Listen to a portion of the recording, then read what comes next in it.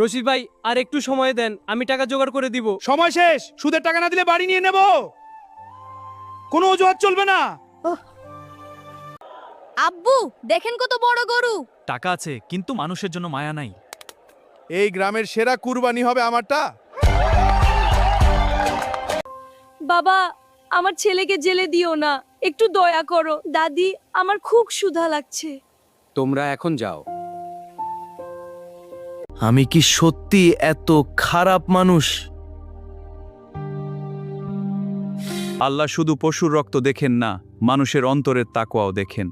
হে আল্লাহ, আমাকে মাফ করে দিন। আল্লাহ ক্ষমাশীল, তওবা করো। আজ থেকে আমি আর সুদ খাব না। যাদের কাছে সুদের টাকা পাই সব ফোন মাফ। আজ আমি শুধু কুরবানি দেইনি, আমি আমার লোভ আর সুদ খাও কুরবানি দিয়ে দিলাম। আজ তুমি সত্যিকারের মানুষ হয়েছ রশিদ।